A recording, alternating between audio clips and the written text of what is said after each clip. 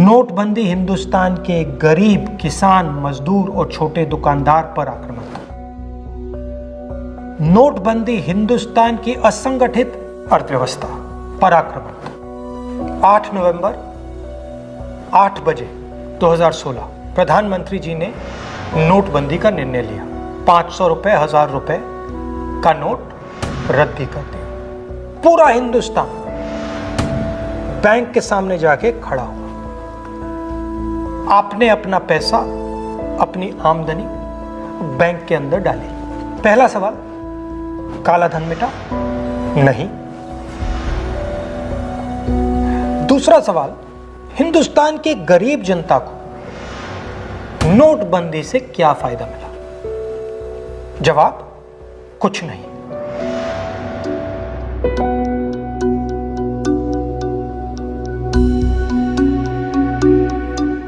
तो फायदा किसको मिला? फायदा हिंदुस्तान के सबसे बड़े अरबपतियों को मिला। कैसे? आपका जो पैसा था, आपके जेब में से, आपके घरों में से निकालकर उसका प्रयोग सरकार ने इन लोगों का कर्जा माफ करने के लिए किया।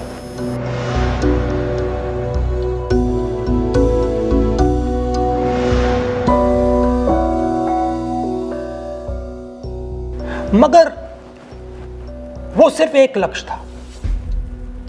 दूसरा लक्ष्य भी था छुपा हुआ, जमीन साफ करने का।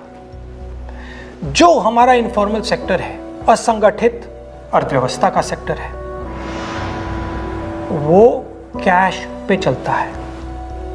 छोटा दुकानदार हो, किसान हो, मजदूर हो, वो कैश से काम करता है।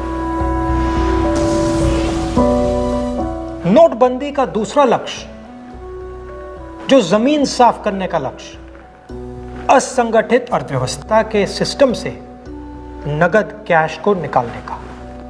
प्रधानमंत्री ने स्वयं कहा कि वो कैशलेस इंडिया चाहते हैं, कैशलेस हिंदुस्तान चाहते हैं। अगर कैशलेस हिंदुस्तान होगा तो असंगठित अर्थव्यवस्था तो खत्म हो जाएगी। नुकसान किसको हुआ?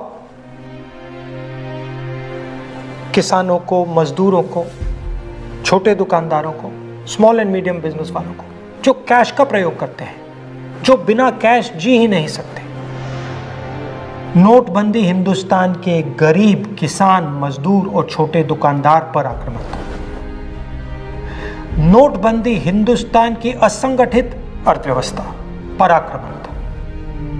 और हमें इस आक्रमण को पहचानना पड़ेगा और पूरे देश को मिलकर इसके खिलाफ लड़ना पड़ेगा।